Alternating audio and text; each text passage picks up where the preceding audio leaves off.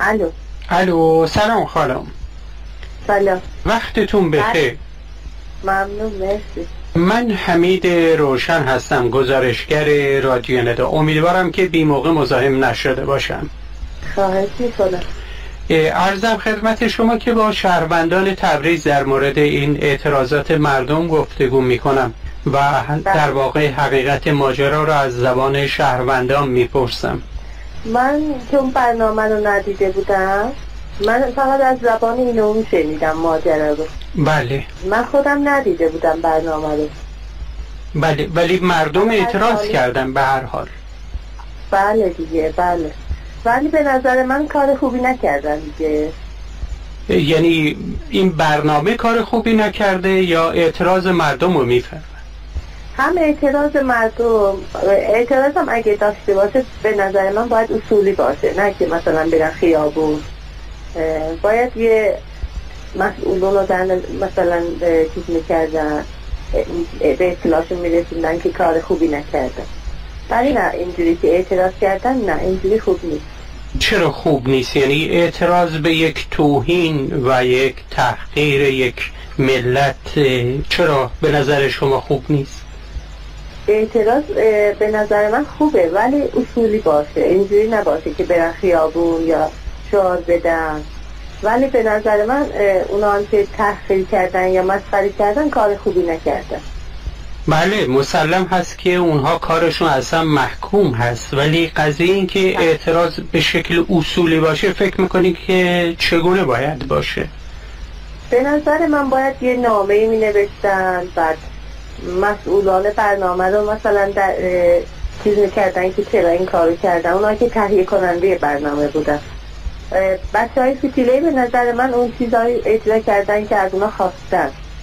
بله دقیقاً. یعنی این بله، اونایی که پشت پردن تهیه کننده اینا باید این کارو نمی کردن، اونا باید جوابگو باشن.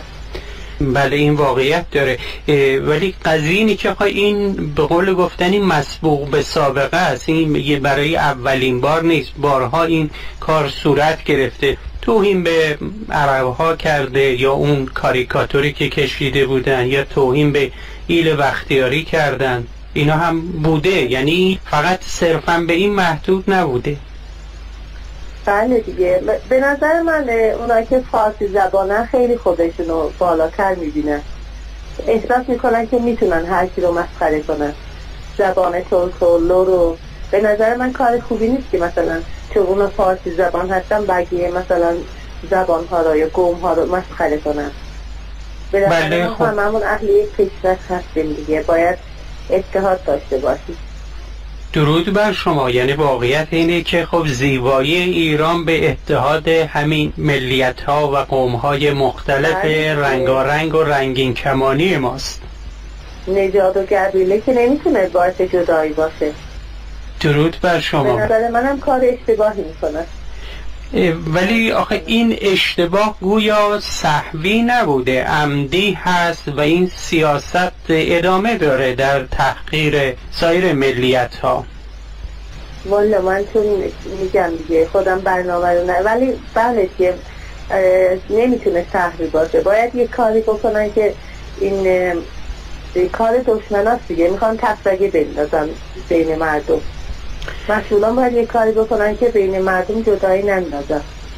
البته خب این خطای بزرگ و این تحقیر توهین از جانب یکی از ارگان تبلیغی نظام که رئیسش رو خود رهبر تعیین میکنه صورت گرفته. این خطا از اون سر زده. من فکر میکنم ولی کار دشمنا باشه که بخوام تفرقه بندازن. البته خب واقعیتی که دشمن سوء استفاده میکنه، ولی دشمن داره از آب گلالود ماهی میگیره دیگه. میخواد مثلا وقتی چیزی ما چندین بار دیدیم دیگه این کار رو زود میخواد یه تفرقه بندازن، یه شعاری بدن، یه تظاهراتی بکنن. به نظر من کار دشمناست. یعنی کار دشمناست که از سیمای جمهوری اسلامی ایران پخش میشه یا دارن دیگه. به نظر من اونا نفوذ دارن تو هر جا که این کارا رو میکنن. بله خب این واقعیتیه. بله اونا نفوذ دارن.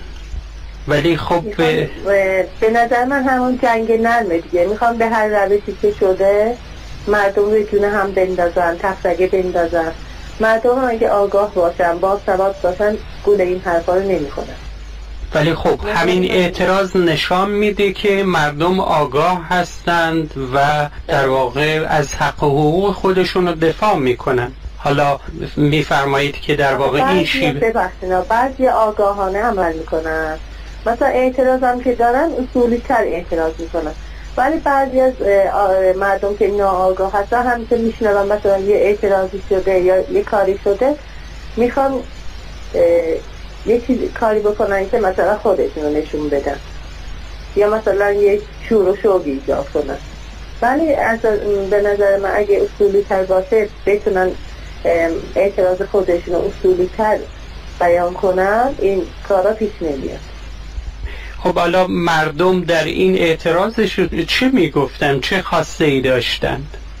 مردم، من که بیرون نبودم ولی شنیدم که میگفتن، نمیدونم دیگه، اونا هم به فارسا اعتراض کردن، به شعارهایی در ضد اونا دادن، از حقشون دفاع کردن. من چون بیرون نبودم زیاد نشنیدم چی میگفتم، ولی همین که به گوشیمون SMS میاد دیدم که حقشون رو میخوام. ولی به نظر من اینجوری هم خوب نبود. بله. خب الان اوضاع شهر چجوریه؟ آیا خوبه دیگه؟ چون دیدن همه مسئولان اهمیت دادن به حرفشون، شکایت کردن، الان خوبه دیگه، زیاد اونجوری تشنج نداره. بله. گویا مجروح هم داشته این اعتراضات. حالا از تو ارومیه را میگن یکی کشته شده، ولی گویا تبریز فقط مجروح بوده. بله، منم همونجور که شما میفرمایید منم شنیدم، ندیدم مجروح داشته، ندیدم مثلا کشته داشته، فقط شنیدم که رفتم بیرون اعتراض کردم، ماموران جلوشون رو گرفتن، آخه شعار میدادم به خاطر اون دیگه. خب ماموران جلوشون رو گرفتن. بله. خب از شعارهایی که شنیدید چه بوده؟ والا یادم نمیاد، اما دیگه اعتراض میکردن. خب به عنوان یک شهروند این اعتراضات رو حق مسلم میدونید دیگه؟ بله دیگه، بالاخره نباید اونایی که بچه های پیکیله‌ای خودش هم ترکن، آخه اون که مثلا مسواک رو به جای فرچه دستویی استفاده کرده، مثلا به ترکا خیلی توهین شده دیگه، یعنی نمیفهمن حرفای ترکا رو، مثلا طوری وانمود کردن که همیشه حرفای بد تو دهنشونه، به خاطر اون فکر کنم اون برنامه رو درست کردن. بله، واقعا یه توهین مشمئز کننده هست، ولی یک در واقع یک سیاستی هست پشت این قضیه تحقیر و توهین ها. دیگه من سیاست رو والا نمیدونم دیگه، زیاد خبر ندارم که سیاست پشتشه یا واقعا بدون غرض بوده. شاید هم اصلا بدون غرض بوده، میخواستن یه برنامه طنز درست کنن. البته خب طنز یه جایگاهی داره، ولی این دیگه مسلمه که یک توهین هست، یه تحقیر هست و پر واضح هم هست که سهوی هم نبوده، چون این مسبوق به سابقه است به قول معروف، تا جایی که مثلا سریع چیزهایی را حذف میکنند و سانسور میکنن، چجوری خب این برنامه رو آنتن میره و بعدا مجبور میشه وقتی که مردم اعتراض میکنن اون رئیس صدا سیما عذرخواهی میکنه. ایشالله که دیگه تکرار نمیشه دیگه. شاید صحفی بوده، واقعا عمدی نبوده. حالا خب به قول معروف میگن انشالله گربه هست، ولی میگن بارها این اتفاق افتاده. خب برنامه تنظیم کارا رو هم داره، بالاخره باید مردم رو بخندونن دیگه. شاید هم صحفی بوده، میخواستم واقعا مردم بخندن. برنامه تنظیم کارا رو داره. البته خب اینم یه بخشی از واقعیت است، ولی میگن که با هم بخندیم نه به هم بخندیم. بله بله، اون که واقعا درسته. که در شاید زبان ترک یه جوری که مثلا به خنده زیاد میاد دیگه، اگه درست شاید به نظر من خواستن خنده دار باشه درست کردن. خب حالا این شاید هست، ولی استفاده از فرچه به جای مسواک نمیدونم. به نظر من بدآموزی هم داره برای بچه ها، اصلا واسه اینکه این برنامه برای مخصوص بچه‌ها بعد آموزی داره که مثلا برن سرچه دستوری رو بگن. خب این در واقع تهیه کنن. میخوام در واقع این نشانه میزان درک و فهم و شعور دستاندرکاران تهیه این برنامه هست و مسئولین برنامه های بچه ها به نظر من باید آموزنده تر باشه، بچه هم بتونن یه چیزایی یاد بگیرن. حالا درست کردن دیگه نمیدونم دیگه منظورتون چی بوده یا واقعا طنز بوده یا من نمیدونم دیگه واقعیت. بله خب نیتش هرچی بوده، حالا حتی حسن سوء نیتی نداشتن، در واقع خب باعث اعتراضات به حق مردم شده و شما رو هم تایید میکنید. من اعتراضات مردم رو که اینجوری برن شعار بدن یا شخص رو به هم بریزن نه تایید نمی کنم. اعتراض رو عرض کردم نه اون شکل تخلیق. ولی اعتراض اگه اصولی باشه گفتم دیگه مسئولین رو در جریان بذارن که به ما توهین شده، ببینن اگه اونم رسیدگی نمی کنن حالا بعدن، ولی بریزن تو خیابونا شهر رو به هم بزن این کار خوبی نیست. آسایش مردم رو به هم بزنن. بله در واقع خب این دشمنم اونایی که میخوان سوء استفاده کنن خوشحال میشن دیگه، به هدفشون میرسن. بله. اگه هر کاری از روش خودش پیش بره به نظر من کارسازتره.